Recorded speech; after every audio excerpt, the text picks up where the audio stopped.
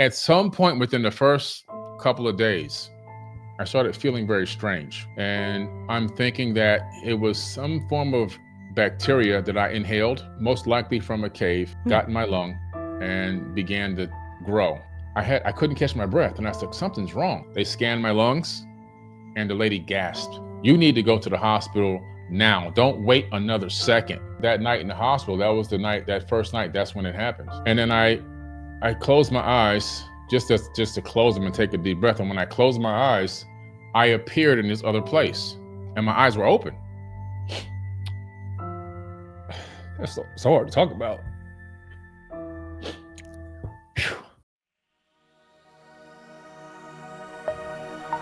Right now on Higher Journeys with Alexis Brooks. Welcome back, Billy. I know you always have new things to share. Yeah. And I want today to be no exception. We're fairly new. We're going to Yeah. get right into it. We're going to talk about near-death experiences, not Mm. just any near-death experience, guys. We're talking about one that Billy actually had.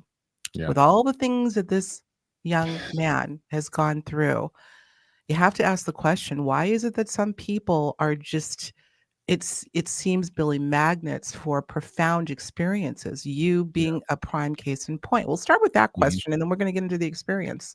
Yeah. It's interesting. I've been through so much stuff in my life. There's a TV series being created about my life story from the time I was born, fighting for my life in the hospital, at birth. I was a 10.5 pound baby, and my mother and I are both Rh negative, and I was hemorrhaging on the inside, and my mother was hemorrhaging because I ripped her open. They didn't do a C-section, and so she was hemorrhaging, and we were both fighting for our lives on the first day, my first day here in this incarnation, because of course that's rare blood, and they couldn't find any donors. So my coming in, it was a battle coming into this place, and I was in the hospital for almost a full month before I got a chance to come home. So just starting there as a starting Mm, point for drama, yeah. and then fast forwarding and just growing up in object poverty down in Miami in the hood, and having to overcome a lot of stuff there, and then getting bussed out to when they were integrating schools, and having to then face the racism, So I went from one dichotomy to another, and still being very poor and impoverished, and moving all the way up. So it's just like so many things have happened. I mean, I've been homeless, I've been homeless for a Mm, long time. It was only about a week, but still, I was sleeping on the beach. So I've been through so many things in my life, and it's just like I ask myself, why have I've gone through these crazy ups and downs? And the answer that I got back from my higher self was that it's so that you can relate to everyone. yeah, wow. Very You know? to the point, so you can Yeah, relate to everyone. Well, you've certainly touched a heck of a lot of people, and yeah, I know that with your I say latest, but things are unfurling for you daily, but latest really, really heavy experience, which I don't think Billy's talked about that yeah, much. I know that I want to give a shout out to Emilio Ortiz, who I become a new fan of his show. He's done a yeah, fantastic job, and you guys had a great conversation about that, along with some other things that I'd mhm, like to fold in. But I called you up, Billy, and I said, would you be willing to really go into depth about the near yeah, death experience you had, mhm, what could classically be called an NDE? yeah. Let us know where you'd like to start and how deep you'd like to go. Let's get into it. Well, let's tell them first about how did I get sick, or what Yeah. do I believe got me sick in the first place, to where I was so ill that I almost died, or actually passed over and then came back. And we were on a tour to Turkey. So we take people on tours, as you know, every year. We take people to 2 or 3 different countries to visit ancient sites. That particular year, which was last September, we took a group of people to Turkey to go visit Göbekli Tepe, Karahan Tepe, Derinkuyu, all these ancient sites. It was incredible. We went to go visit brand new discovered caves in the middle of the desert, all throughout, what we called ancient Mesopotamia. That's like the meat of Mesopotamia, ancient Mesopotamia, that I talk about in the ancient Sumerian tablets all the time. It was like a great experience just to finally be there and to be able to go through some of that territory. And we discovered this cave and other places as well. At some point within the first couple of days, I started feeling very strange. And I'm thinking that it was some form of bacteria that I inhaled, most likely from a cave, got in my lung, and began to grow. So I took something that was dead and brought it back to life inside of my body, basically. I know that by the 4th day, we had to hike up Nemrut Mountain. Now, for me, I'm so used to I do 150 miles every single trip we take, no matter where it's at. We always average about 150 miles on foot. By the time you add up all the collected miles for the whole tour, and Liz and I always lead the pack. My wife and I always lead the pack. Going up Nemrut Mountain is only about 500 yards because you can actually drive up, and then you get to hike the rest of the way on about a 60-degree incline in some areas only 45. Not too bad. I would be leading the pack all the way to the top. We were trying to make it to the top before sunrise. I had to stop once. When I stopped that first time, I couldn't catch my breath, and I was like, something's wrong. I knew that morning I was feeling bad because when I checked my temperature that morning in our little health pack, travel pack, I had a fever already. I was like, damn, this is weird. I hardly ever get sick. I'll shake it off. No big deal. And I stopped, and I couldn't catch my breath. So then, and we're only like 7,000 feet above sea level. It's not that high for me, at least, right? So I get back on the trail. I start going again. I can't pass anyone. Everyone's passing me, which is so rare. I stopped again, and I was like, wow, I really can't catch my breath. Something's really wrong. I knew at that moment that something was really, really wrong. I couldn't breathe, and my muscles weren't getting enough oxygen to keep me going. I struggled up that mountain and got to the top, made it before the sunrise, and we had our meditation, and we had a great time at the top with the group and all of that. But that was the moment that I knew, man, I might be in trouble. This might be, at the time, I'm thinking some type of really bad cold was getting ready to hit me. And at that point, I had only been sick about 10 times in my whole life. And so I'm thinking, wow, even the whole 4 years I was with Elizabeth, she's never seen me get sick at all, ever. She's seen me get a couple of headaches. I have an award from the teams that I used to coach when I was coaching back AAU basketball and high school volunteering. I got an award for never missing a practice, a tournament, or a game. I mean, that's how sturdy I am around all these snotty-nosed kids. So I was even shocked. But I said, I'm going to turn the corner. I'll get over this really quick because I don't get sick often. It just never happened. Every day on the tour, and I'm still touring people with 104, 105-degree fever. I'm still touring the people. And my wife was like, you got to stay in the room. I was like, look, these people paid to come here for me to take them to these sites. I can't stay in the room. So she's literally helping me get up hills and go up little tiny cliffs to get to the top of these areas. She's literally pulling me, holding me up. And I just suck up enough energy at every site to give the presentation and give the people the knowledge. And I'll tell you, about a 7th day, I was destroyed. I mean, I was so sick. I was breaking out in cold sweats. The fever was maxing out. I thought my brain was going to just burn. Fortunately, my wife had this health pack she takes with her. She had something called thymosin alpha-1, which is a peptide. That peptide is injected with an insulin needle. We only had 3 insulin needles left, and that literally kept me alive for 3 more days. I believe if she didn't have that to boost my immune system, I probably would have died before that 3rd day. And then after the 3rd day came, and I was still then going back into this depth of illness and sickness, she had some prednisone. That allowed me to clear enough space in my lungs to breathe, to get back to Istanbul, because we were way out in the country in Stanlurfa, way out. We went to the hospital and several doctors' offices to try to find insulin needles because we had more of the peptide, but we didn't have any more needles. They didn't know what an insulin needle was. Oh my gosh.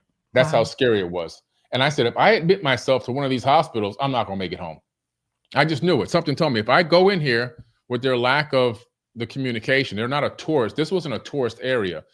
There's no English words. There's nothing. I mean, when you ask for water, and you do like this, they still were going, huh?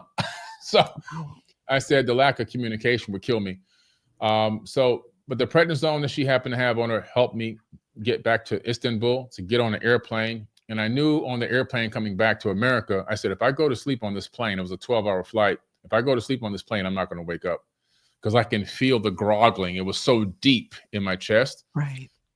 I still didn't know it was pneumonia. I thought it was just a really bad cold, some seriously bad phlegm. And maybe my lungs were filling up with phlegm and I was going to drown in phlegm. Get back to America, and we go to an urgent care first just to see what's going on. And I'm thinking it's probably going to be COVID. That's maybe what it is, because I had never gotten that before. Took several COVID tests. Nope, wasn't COVID. I'm like, this is not that. So what the hell is this? They scanned my lungs, and the lady gasped. That's when I knew I was in serious trouble. She gasped and she said, you have to go have your lungs drained immediately. I'm like, my lungs drained? She said, yeah, you need to go to the hospital now. Don't wait another second. One side was completely black. The right side completely charred black. No more capacity for oxygen. The left side had huge blotches, and it was almost filling up to where pretty much I wouldn't be able to breathe. Got to the hospital. It was packed. The hospital had people in there for days, but they took me to the triage, which they normally do, and then they tell you to go sit back down. But at the triage, they rang the bell. Get this guy a bed now. My oxygen levels were so low. I think my oxygen was at 80. The lady said, don't stand up. Don't do anything. We're going to roll you back to a bed and get you oxygen. We got to admit you right now. So they admitted me, and then they started taking all these blood samples. They started putting heart monitors on my chest and all these hoses in my nose and everything else.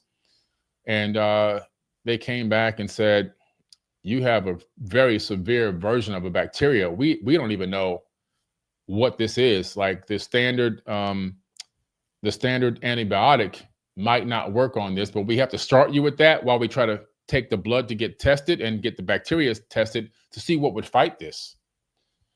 The first night, I was trending towards 40 in white blood cell count. Oh my God. So that's, that at 40, you're pretty much dead. I was at 30, and I was trending towards 40. My organs started doing the shutdown. My organs were going into septic shock.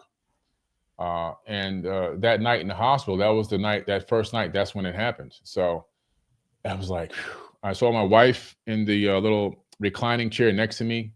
She didn't leave my side the whole time, even though the hospital is literally right around the corner. She could have went home and, got a good night's rest, but she camped out.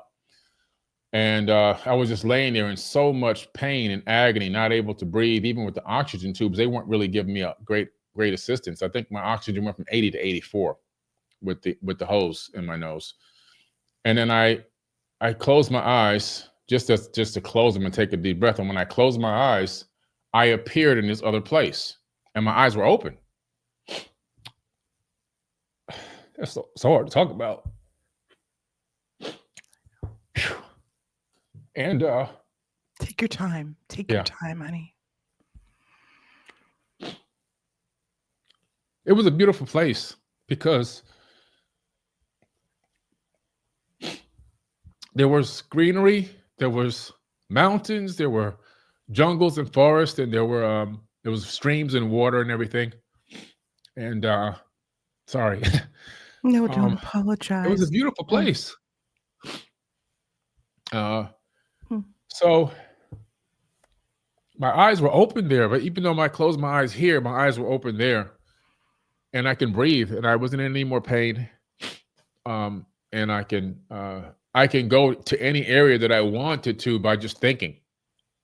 So if I saw a place that I wanted to go see, I can just think about it, and I was instantaneously there. I didn't have to walk. I didn't have to move my body at all. It was so strange. And I thought I was dreaming. So I said to myself, this has to be a dream. This is so bizarre. And so I said, maybe this is a dream, but I'm really lucid. So I forced my eyes open. And when I forced my eyes open, I was back in the hospital again, back in my body, back in the same hospital bed, back in agony, back in pain, not being able to breathe. And I was looking around, and I was like, that's one of the craziest dreams I ever had in my life. So I said to myself, what if that was real? I don't know. And so I closed my eyes again, and then I reappeared there again instantly without even thinking. I was there back again. That's when I knew that it wasn't a dream. Mm-hmm. So the second time I'm there, and I'm in the same exact place, no different, no change, same exact experience. But then someone starts showing me faces of different hominids over millions of years. And they're flashing all these faces of different hominids from all different periods of time. Why? I have no idea. To me, I mean, I didn't ask for to see any hominids, but this is what happened. I'm just telling you what I saw. And I'm seeing all these different types of hominids, all these different faces. It's all faces, no bodies, just heads, neck, and up, just faces. overlaying on top of the forest or the jungle. So the jungle's deeper. I don't know how I was elevated or why I was elevated above it, but I was until I thought about going somewhere. And I could see the faces hovering over the jungle. So in some way, they were higher than the jungle itself. And I'm seeing hundreds of different hominids, not a couple, not 5, 10, hundreds of different hominids over millions of years. And then I go, this is overwhelming. So I forced my eyes open again, and I'm back in the body again. And I was like, wow, this is crazy. So I said to myself, I want to try to get back one more time and see if I can get more information before they come in and take my blood again, because they take my blood at 3 a.m. every single night. They told me starting at 3 a.m. every night, we're going to come and wake you up and take your blood. So that would have been the first night of them coming to take my blood again. They took it earlier in the day, and they said at 3 a.m. we're coming back. We're just letting you know ahead of time. We're going to have to wake you up because we have to take it at this time. I don't know why that time, but that's the time that they said. So I said, okay, no problem. I'll be ready. Just wake me up if I'm sleeping. And then, so when I closed my eyes the next time, I was back again, just as before, and I'm exploring and going around different places. And then all I can tell you, the presence was they. I don't know who they were, what they were specifically, but they were there. And they said to me that you can stay here and you can just stay here for all eternity, and you can just enjoy yourself and explore, or you can go back. And they said, if you go back, it's going to be hard. And so they gave me this decision. And I thought about Elizabeth. I thought about the fact that she's young. We just got married. We haven't even reached our 1-year anniversary yet. That's in a couple of months.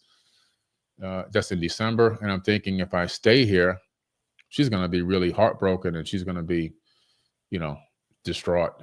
And so would Gabe. I said, I just started this family. If I leave now, they're going to suffer. So I said, no, I'm going to go back. And so as soon as I said I'm going back, I was back in my body. My eyes were open. I was back in pain, back in the hospital, struggling to breathe. And I was like, wow, I'm here. And so I tried to close my eyes again and get back. Couldn't get back. I tried 3 or 4 more times. I just kept closing my eyes, and I couldn't go back. I was done. I couldn't get back. Then within 20 minutes, the lady came in, took another blood sample, checked my heart monitor and everything else. And that's when I knew, like, I was here to stay. I'm here to stay for now, at least for now. Did improvement happen shortly thereafter? Did you start to, or did the team start to see your improvement after that last, I'm going back? When they came at 3 a.m. and took the next blood sample, and she changed out the IV bag for the antibiotic. I was taking antibiotics on IV. She put the bag in that was the customized antibiotic. It was customized for the specific bacteria. That was the one she changed it to. So once she changed it to that, I started seeing a significant amount of recovery almost rapidly. Within the next 2 days, a lot of the phlegm had considerably gone down. I was able to take slightly deeper breaths. I was able to cough up some of that stuff, that fluid that was in my lungs. I was able to get up on my own and go to the bathroom and all those things. So that customized antibiotic really kicked in. So shout out to Bethesda Medical. I never had a lot of faith in doctors, I'll be honest. I've talked, about it before. I've never had a lot of faith in doctors, never had a lot of faith in Western medicine. But in this particular situation, I told the doctor I had to give him his props, that they really saved my life. Like, they really saved my life. What they did worked. They didn't try to give me any crazy extra things. They didn't try to overdo it. They didn't try to put me on a respirator and take me out. They really just focused on the task at hand, which was to kill this bacteria in my lungs. And they did a great job doing it. They actually did a great job doing it. So thank God. That was the positive that work came out of that. Hey, everyone. Just a quick reminder, if you're enjoying this content and you want more, don't forget to hit that like button, subscribe to the channel, and ring the bell. This tells YouTube you want to see more higher journeys, and that helps spread the word. It's one of the best ways you can support our work. Thanks so much. Now, let's get back to the show. Wow. Billy, thank you so much for that elongated version. And I know there's more to the story, but the first question I would have is, you said they saved your life. Mm-hmm. But it really makes you wonder, they were endowed, or you gave the directive from the other side. Hmm. Do you know what Yeah. I mean? You had a Mhm. play in Yeah. them saving your life by you making a definitive decision when Right. you were asked or told, given the Hmm. option, you can stay. Yeah. The question then becomes, what role might each of us have in a near death, which could invariably be an soon to be a death state? You wonder if a lot of people that decide not to come back are faced with similar options, and they say, "No, I'm going to stay," and heart attack, Yeah. car accident. You Yeah. know, I'm trying to figure out how I would frame this, but do you know what I'm saying? This Yeah. really brings the issue of consciousness, individual consciousness, and our Hmm. own life trajectory into this situation here. Yeah. How much Yeah. power do we have? Are we the ones really making the choice to exit or come back? In all Yeah. cases, Right. Right. It seems as if I definitely had a say so in yeah. whether I was going to go or come back in this particular case. If I would have said I could have stayed, I'm going to be honest with you. If I wasn't married, and and I felt like I had lived a little bit longer, I probably would have just stayed there because it was so peaceful and tranquil, and I was in bliss. I didn't have any worries. All you feel there is this love. I talked about this with Dr. Daniel Amen. I went to go to a counseling session with Dr. Daniel Amen. He's the number one psychologist in the world. He's also my direct psychologist, and I sat with him to talk about the experience. And he said, "Tell me more about this place." So I described like what I just said here, and he said, "Do you know that 20% of people do not go to a favorable place when they have an Mhm. NDE? 20% of people go somewhere that horrifies them." And I was like, "Really? Wow." He said, "Yeah, 20% of people." So it's a good thing that you had a favorable, near death experience, because 20% of people don't. And it was important for him to find out, like, where did I go? So, but in some way, maybe the ancient Egyptians were right where they show at the temples, your heart having to be, lighter than a feather Mhm. in order to pass through the gates. And though the Atlantean, he talks about, entering into the Duat to get to the gates of Arulu. And but there's guards there that protect the gate, and only the people that are worthy can get through these gates to higher Interesting. dimensions. Um, yeah, it's interesting stuff. I mean, it's so metaphorical, but at some point, I guess in some cases we do have a say so. We have a say so. Have you tried to go back to this place, Billy, perhaps in a meditative state? I know that you are an avid meditator. You have a very unique approach that you've taken Mhm. to bring yourself into this very deep meditative state. Have you tried? Yeah, I've tried. I tried even today, actually. Yeah, I Did you just did. really? Yeah, And to no avail? no, I can all I get is the memory. I can't get the actual experience, and the real experience. I can get a memory of what happened there and what went on, but I can't actually be there and do the traveling and all of that. I just there's no way to do it. I've tried. Why do you think that is? I'm locked out. It's not my time. It's not my time to transition. But what it did for me, it took away absolute fear of any kind, which I really didn't feel like I had a significant fear of death. But any doubt or thought that I had of it being a negative experience, it completely wiped it away. It's nothing but a transition from this reality to another. And the Mhm. transition is instantaneous, it's faster than the blink of an eye. You closed your eyes, you're there. You Yeah, opened your eyes, you're here. You right. close your eyes, you're there. This is I studied a bit the whole NDE state. Obviously, we've got some great pioneers, not the least of which is Dr. Bruce Grayson out of, I believe Mm, he's emeritus professor now at University of Virginia, and of course Raymond Moody, who wrote the standard Life After Life. yeah. Um, I'm going to lose my train of thought. Oh, in terms of the data, right, that Hmm. has kind of given this average picture, obviously traveling through a tunnel, seeing a light, et cetera, is probably, forgive the pun, gold standard of the experience that we've heard. Hmm. But there have been lots of other variations, particularly in recent years, because this is, by the way, NDEs, near death experience stories are huge. People are so interested in this, hence the reason why I wanted to hear from you. Yeah. But yours is different in that I don't know that I've heard one in that, you weren't declared clinically dead, Mm-mm. but at some level you were you were in a true near death state. You weren't dead. You were in Yeah.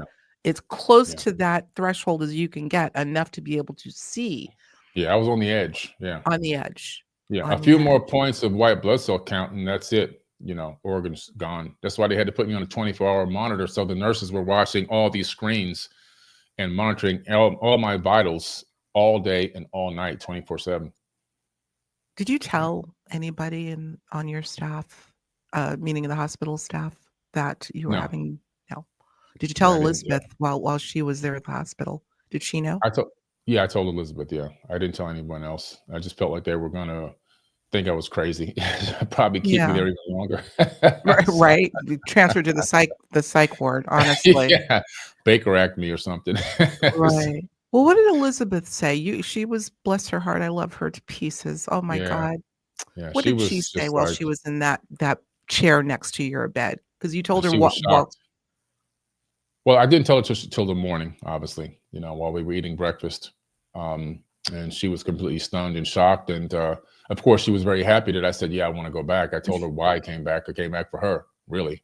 oh, I mean, I had already raised a family. My kids were all adults. I have grandchildren. I've already lived the life of 10 men in this one lifetime. And so I've accomplished so much and been so many places, looped the planet 18 times. I've done everything you think a person could do, poor, rich, the whole works and everything in between. If I didn't have her, I probably would have just stayed, to be quite honest with you. I was mm, that content over there.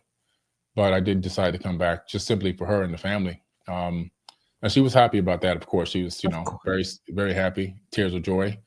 Yeah, it was just and she helped nurse me back to life. But coming back, it wasn't easy, it really wasn't. So many things happened after that. The first thing was just trying to get healthy enough to walk around, being in bed for weeks and being sick for weeks. It just takes a toll on your body, takes a toll on your brain, having that many fevers over 103, which you normally get admitted at 103. I had 105s, many, many times. And lack of oxygen to the brain, lack of oxygen to the muscles. I atrophied completely. I went from 227 pounds. I thought I was 225 or 222. But when I got back recently, I went back to the same doctor that does my body scan, and they printed out right before we went to Turkey. I did a full body scan. I always do that before big trips. I was 227, and that was mostly muscle. I was pretty stocky. And this ordeal, I knocked me down to 200 on the dot. So I lost 27 pounds. And that only happened in 2 weeks. People That's try to lose significant. 27 pounds in 2 years. Right. Right. Yeah. That That's was a lot of significant. atrophy. Yeah. So just getting up to learn how to walk again, to get the strength back to walk and everything was crazy. I couldn't walk. Our palm trees are 20 feet apart. I would walk one palm tree and have to come back. Then the next day, walk a palm tree and a half. And the next day, walk 2 palm trees. It was that kind of process to get back. And then I have this, I don't have it here, it's in the closet now, this breath exerciser where you have to make the ball float. So you have to keep breathing in and sucking in so you can get the ball to float inside of there so that you can get the strength back in your lungs, and walking around with the oxygen. I still have some here on this desk, the oxygen meters, testing out your blood oxygen level all the time. Yeah. And taking And the you're heart fine monitors now. and everything else. Yeah, I'm You're fine now. fine? Yeah. Okay. I'm about 95% back, 95%. I got about 5% more to go. And that's just because of the strength. So my strength was about 5% more before this. So I'm getting there. I'm getting back. I'm gaining weight back. I'm 215. I think I'm going to stay in the 215 to 218 range just because it's a healthy range. But it's not that I wasn't healthy before, but the extra weight was a little hard on my back. I have a back injury from years and years ago from a car accident. So, but right now with this 215, 218 fluctuation, my back doesn't really ache as much. Good. Yeah. Have you thought about why you may have been given this experience? Not the NDE on its own, but why you got pneumonia? I'm asking a question that would sound ridiculous to an average person, but you and I both, and as well as many in our audience, know that all things spring from the metaphysical. It seems Yeah. that there is some sort of a pattern or purpose to all experience. In your Yeah. specific case, Billy, why do you Mhm. think this was put on you? Well, I think a couple reasons. First reason is it's a very humbling experience to be that ill and that sick. Another thing that I can now finally relate to. I can relate to people from all different walks of life and every aspect almost, except for being ill. That's one thing I couldn't relate to because I hadn't really experienced it. I had a few colds and a couple of runny noses and some headaches. I mean, that's the extent of my being sick. I never had a major life-changing injury. I had a car Mhm. accident which did tear a ligament in my back, but it healed on its own. It's just sore, like it's like probably arthritis. The cholestenosis, spinal stenosis. Mhm. Um, that's not really major. I still play basketball. I can still jog, run, everything else. I've had a couple of shoulder injuries, but still not life changing. They healed. Life changing. This was a life changing illness. When your organs are shutting down, that's life changing. I can relate to that level, that a person suffering through any kind of illness or disease that's life threatening. Now I can relate and I can speak on it and I can empathize with them and for them Mm. a lot better. I don't think I had that level of empathy before for people that were ill or sick. I couldn't understand it. Now I can. Another thing is also to allow me to experience something that will let me cross over and see the other side and to be able to come back and tell people you're going to be okay. You're going to be okay. Just do right, be a good person, be of service to others, have a good heart. And when it's time to transition, you're going to be just fine. Nothing to be afraid of, nothing to fear, nothing to fear. And then just, the overall experience of the struggle of trying to get back healthy and to really revere my own health because health is wealth. I don't care how well you're doing financially. I don't care how many business deals you close. It means absolutely nothing if you don't have your health. I mean, it means nothing, right? Yeah, If I had a exactly. bag with $1 trillion in it and I wanted to get healthy from this illness, I would have given the doctor or anyone that $1 trillion bag of cash just so I could be healthy again, so I Mm. can get up and walk again, so I can get out of that bed and have enough energy to play basketball with my son. So I learned a lot from it. I want to read a comment that actually came from your recent interview Mm, over on Emilio Ortiz's channel. Again, mm, maybe I'll put a link. I shout out to Emilio. I think he's doing a great job. But I want yeah. to read, and I actually commented on this.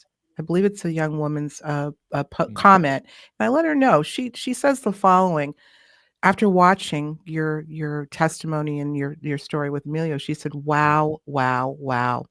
mm, This video sparked something within. She says, "Dear Billy, I doubt you will read this, but trust you will receive this spiritually and energetically," meaning her message to you. "My heart cracked open as I listened and heard your story. I am deeply grateful for your presence, deeply, deeply grateful for your story. I am deeply grateful uh, for Elizabeth's presence. mm, Thank you, radiant brother, for having the heart to share your love, knowledge, wisdom, and understanding." And then mm, she says, "Vulnerability is absolutely your superpower." And her mm. name, I'm going to say it, Olivia M. Soleil 777. I hope you're listening, Mm. Olivia. When I read, you'll probably never see this, Billy. I said, no, no, no. Yes, he will. And it just Yeah. happened. So, Mm. message for Thank Olivia, you. maybe? Yeah, yeah. Just thank you so much. Thank you for listening. Number one, for not judging. Number two, and being able to empathize with me and what's going on. I appreciate Mhm. it, and thank you for the positive comment. Thank you for the good vibes. I love vulnerability is absolutely your superpower. And I found this quote that I thought was so apropos to you and who you are to me and to many. And it's by a woman named Brene Brown, who says, "Vulnerability is the birthplace of innovation, creativity, and change." Mm, yeah. Look Wow. who you That's are. powerful. Yeah. It's hard work, and it's not comfortable because not everybody wants to do it.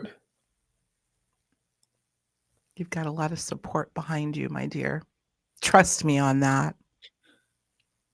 We love you so, so much. We got your back. Please believe that, Billy. let's get into the fractal come on now. Let's get into the fractal holographic side of this, because All this right. is where it's going to get really exciting. And you can take your time if you want to go ahead and break down. Go ahead. Oh I just my had a lot of God. people betray me in 2024. A lot of people, man.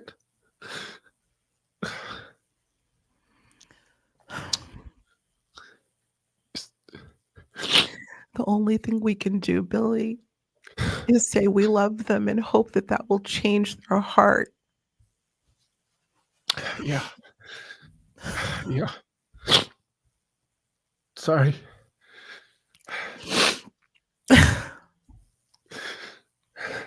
It was hard. It was really hard. You got me going. I'm sorry. No. People sending my wife messages that were, people I thought were close to me that were sending, non-respectful messages to my wife, and people I've been working with and paying thousands of dollars, I had to cut them off, and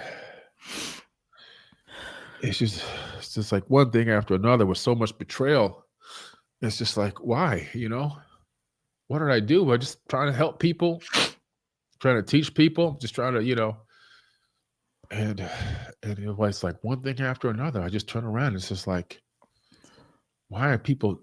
I don't understand. It's not everyone, obviously, but it was hard. 2024 was hard to close out. I'm not gonna lie. It was hard to close out. People were really, there were a few people that were really, really surprising in my life, unfortunately. And I know you and I have talked about it offline. yeah, it just was a real big shock. And I think that had part to do with, being the hard part was that I was going to face not only have to get healthy again, but I was going to face a lot of betrayal, which I did. A lot of betrayal, not just from the internet incident that happened, but from some other people that I had been working very closely with for quite some time. I'm like, why would you send my wife a message like this, And she showed it to me, and she was just like, I don't understand. And I was like, I don't know. And it makes me feel bad because I'm the one that involved this person into, I had already known this person for years, obviously, but it's just like, I mean, come on. When you look at history, when you look at, and we're bringing this audience into a very personal conversation, but you know what? This is family and this is community. So no accident. Remember what I said before we went on? I always say, guys, for the audience listening, I always say, dearest, greatest spirit, dear God, let this conversation go. Yeah. Or it needs to go for the highest good of all involved. And this is a first, you guys, for both of us, I think, breaking down this much, but it needs to happen because there's so many other people that are hurting in the same, to the same depths, and they don't know where to go. We're all in vulnerability is so important. It's the key to wisdom. And so it's okay to cry and scream and ask. Yeah. And keep asking, because there is an answer and there is a reason. So just trust, Billy, my love, just trust. Let's just trust that. Let's just trust that there's a reason, and it will be for the highest good of all involved, even in the suffering, especially in the suffering. So that being said, if we can for a bit longer, if you feel like it. And by the way, guys, we may cut it a little bit shorter because this has been pretty intense, but I will tell you right now, we're going to go over to the after show. I wanted to share, folks that are part of the community over on Patreon, and I hope you'll come on over. Billy is going to share part of what's made him so incredibly strong. Only just a little bit, but a big part is this really unique meditative practice that he has that needs to be practiced in earnest. I mean, it has to be done consistently, note to self, but he's going to share that with us over in the after show. So that'll be a really good thing, something else you can share and give as a gift to our community. However, before we're going to go a little bit longer, back to the NDE, back to the near-death experience. And, we have these labels for things, right? Out-of-body experience, near-death experience, whatever you want to call it, this profound scenario that you found yourself in. Once again, I'm going to lose my train of thought. Why does that keep happening? Oh, you talk often about the fractal holographic universe or the Yeah. fractal holographic universal matrix. And when Hmm. I first heard you share this part of this, your NDE with Emilio, and then later on in the conversation, you talked about your philosophy around the fractal nature of reality. It Yeah. made me wonder. We typically talk about the holographic nature, the simulated nature of reality as it exists within the reality that we're in right now, that we occupy right now. Yeah. But do you think in any way, shape, or form it could apply to and after what we call an after death a state or other states of being, Hmm. including Yeah. that which you had? I think that the experience that I had, excuse me, was probably closer to reality.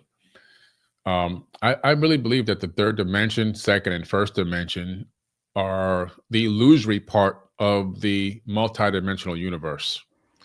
That once you go above the third dimension, you get into something called a fourth dimensional hypercube, which is also known as a tesseract. In ancient times, they called it Metatron's cube, meta, like metaverse.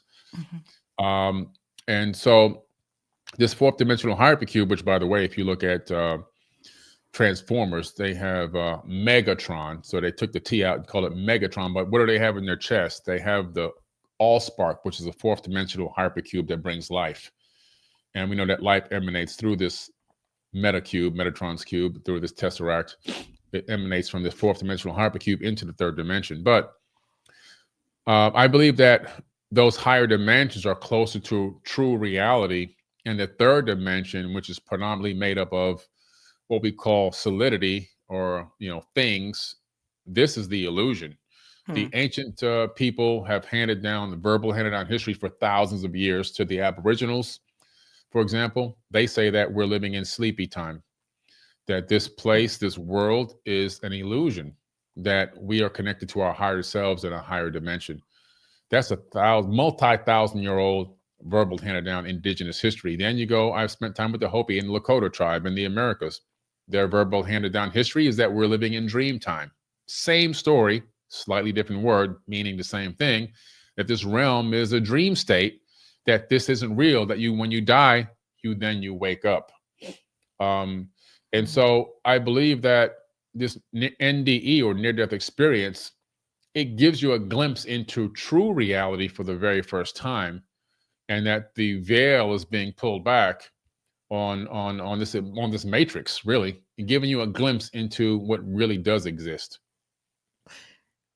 Okay, that is certainly plausible to me. But the question I would have is why is it or how is it, better put, that these experiences, and I would add, including some dream landscapes or dreamscapes, seem Mhm. to be tailor-made for the individual. Hence, Yes. you're seeing hominids and being able to travel the world, and Mhm. the very things that are your essence that you're so Mhm. passionate about. Why did how is this so? How is it Yeah. your it Well, was I you can't answer it specifically like I know, but I can only hypothesize that once we get to higher dimensions, reality is all based on the one consciousness, and that you can't have a tailored reality. And in other words, I had a tailored experience for me.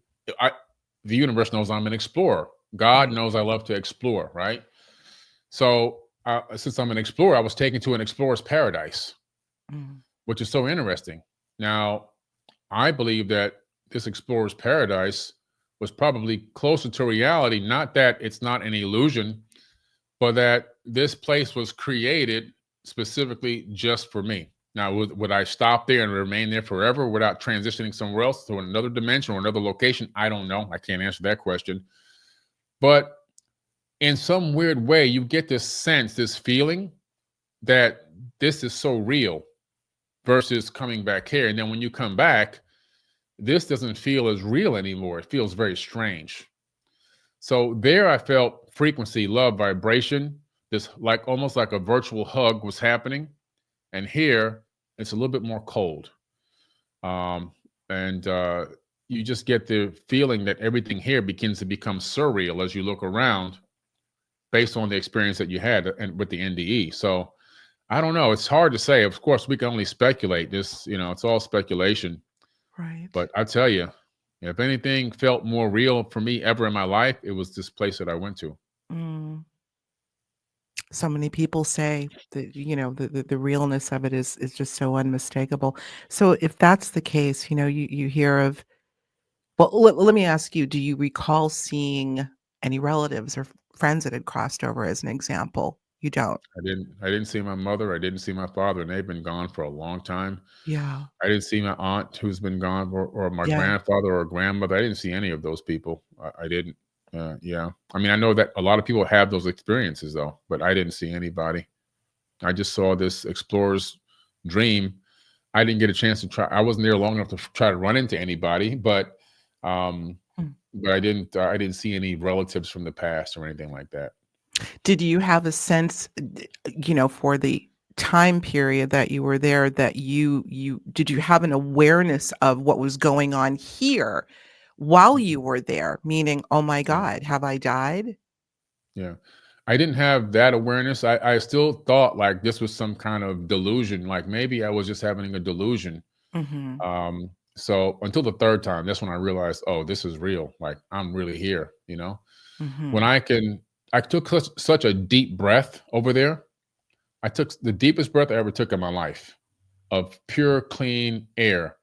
And then everything was in like, forget, 4K. It was like 12K. It was super, super crisp. I can't really explain the level of crispness that it had to it.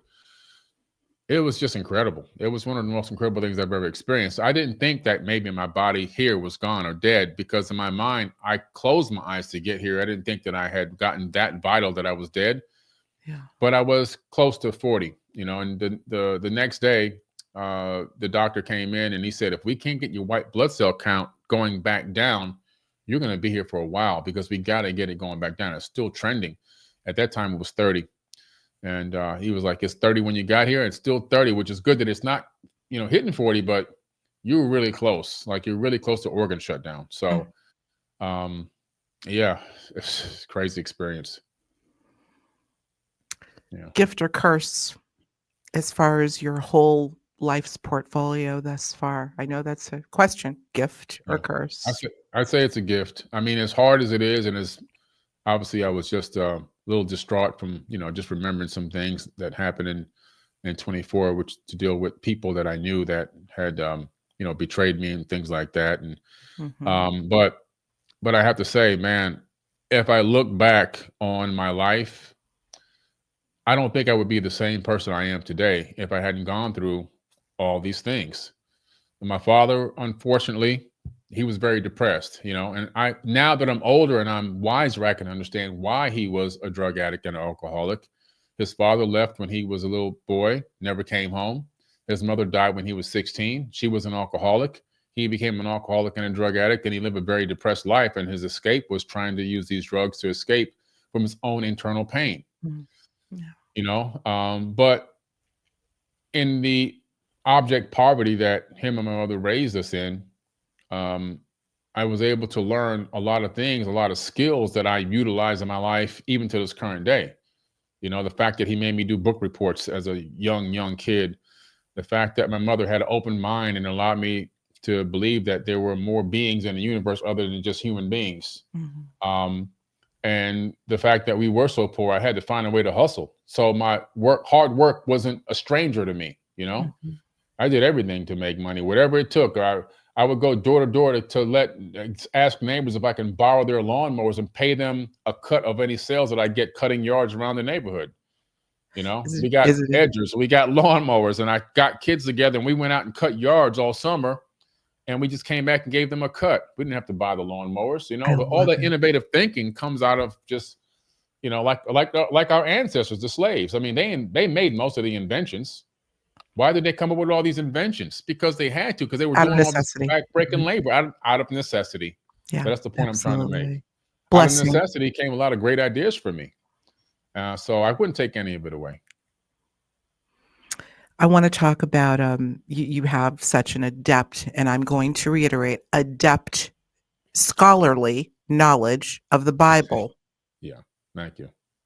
and I'm going to mimic what Emilio said. Everyone has a right to their own hypothesis or ideas around what they've notably studied, like you. Okay, let me leave that. I want to read something, sticking with this whole idea of near-death states. And, Yeah. you know, there have been references in the Bible that you could interpret as being near-death states. One of them, or describing a near-death or out-of-body experience, and one is in 2 Corinthians in the book of, or Paul. Paul talks about an out-of-body experience that sounds remarkably like a near-death experience. I'll read this to you. It's I think it's, well, I don't think it's right here. Corinthians 2, chapter 12, 2 through 4, which says, I know a man in Christ who 14 years ago was caught up to the third heaven. Whether it was in the body or out of the body, I do not know. God knows. And I know that this man was caught up to paradise and heard inexpressible things, things that no one is permitted to tell. Now, it's believed, scholars believe that Paul, although he's talking in third person, is talking about his own experience. Mm-hmm. But I found this last sentence very interesting. He was caught up in a paradise and heard inexpressible things, things that no one is permitted to tell. Mm-hmm. And I Yeah. thought about that within the context of how your experience, was so profound, and after a point in time, you weren't able to get back there. Yeah. Perhaps you're not permitted to go back because you're not permitted to tell. How would you relate that quote in some way to what you went through, if at all? First of all, it's a powerful verse, and Mhm. it does give you the concept or the idea or understanding that he did go somewhere Mhm. through spirit, and he ended up in a higher dimension. Because heavens, when they say third heaven, they're talking about dimensions. So he gets to a higher dimension above this. So maybe he's maybe he's in the 6th dimension, right? He's in a higher realm, and he's getting information there, information that is so powerful. It's in his mind. It's like, if I tell people this, they're going to think I'm really crazy, you know. Mhm. And I believe that it could be one of these near-death experiences, or it could be a version of an astral projection that happened. But it's a powerful experience for him to experience that, and then come back and be in the body, and for them to write that, for him to write that, obviously, Mhm. it tells you something, that there's a lot more than what we see that's going on. This is just a veil. There's something going on behind the veil, and it's really powerful. The Bible talks a lot about these experiences, actually, where people keep, they're coming back, and it even talks about reincarnation. Primarily, that's really what it's about, the Bible. But people don't want to admit that because they've got their eye blinders on. But in the Bible, it says, I believe it's in the book of Revelation, it says, you will be given a new name and a new body. You will not be spirits without bodies. So talking about passing over. It says very clearly that when you die and you pass through, you're going to be given a new name and a new body. You will not be a spirit without a physical body. So that sounds like reincarnation to me. You're coming back. They say physical body. They didn't say you're going to be in an astral body. You're going to be in a body, and you're going to come back with a new body and a new name. That sounds a lot like reincarnation. And Sure so does. Yeah. it seems as if when you transition to this other place, in some way, sometimes you come back to this place, to this dimension again, or maybe you get a body and a new name in another dimension. I'm not sure how the process exactly works, Right. Right. but I'm sure we'll all find out one day. We'll find out one day. And look, I mean, a lot of the work that you've done, Billy, in understanding this idea, and I think this would be loosely related to the whole fractal or quantum aspect of reality, that time and the measurement of time as we understand it is clearly inaccurate. And Mhm, my question is, could could there be an existence, another physical existence, part of you with mhm, another body and another name that's coexisting? Could the experience that you had, quote unquote, we'll call it on the other side, your NDE, be continuing simultaneously mm, with your speaking to me right now? mhm. Oh, it can. Yeah, because in quantum theory, when that's the book I wrote, Fractal Holographic Universe, it became #1 in quantum theory and on Amazon, and #1 in fractal mathematics. But in quantum theory, if you really understand what you just said, is so powerful because everything exists in superposition throughout the known multiverse. That means everything that can happen is going to happen, will happen, and is happening. Every particular outcome is happening all at once. It's just that in this particular timeline, we've collapsed this reality, and our reality tunnels have now crossed at this point, moment in time, in this third dimension, in this universe, in this dimension. But in other realms and other dimensions, we are existing, but maybe we never even meet. Right? In another dimension, another realm, I'm probably, like you say, still persisting along that NDE and experiencing things. Maybe even in from another universe. Scientists have discovered the multiverse exists now, so that's not even a question anymore. It's not a hypothesis. We know that we're living in a multiverse. We know that there's multiple universes. Scientists a few years ago discovered the crossing over or the intersection of another universe with our universe. So that's not even hypothesis or conjecture. It's actually real science now. And on the quantum level, everything is linked energetically throughout the known multiverse. So all things are happening, will happen, and can happen, are happening simultaneously, the past, present, and future all at once. It's a grand convergence. Agreed. Yeah. And I've often wondered whether, at least part of the dreamscape or dream state could be our portion of our consciousness experiencing that crossover, that convergence. Yeah. Well, scientists said that they started really investigating synapses in different states of consciousness. And they found that some of the synapses actually disappear from the third dimension, and they hypothesize or speculate that they've been going to other dimensions. Your thoughts are going to other dimensions or other places and then coming back. They've been able to capture this in a laboratory setting. So we're multidimensional. Now, just a couple of years ago, the Brain Institute came out and said that the mind connects to up to 11 dimensions. Michio Kaku came out and said that the universe is at least 11 dimensions or it will collapse. So we see this connection between, it's almost like the universe has got this dimensional chakra system and we're connecting to these nodes into higher realms. And so all of our thoughts are multidimensional thoughts that we then collapse into this third dimensional reality. Hence the reason why we need to mind what we're thinking, because it's existing and it's got a sustained effect. Yes. It seems in another state that affects this state. I mean, I just went live about that just yesterday. I did a live, or maybe 2 days ago, I did a live where I said the butterfly effect is not just happening within your local area when you do something, when you act on something, when you think of something. It's affecting everything throughout the known multiverse. Absolutely.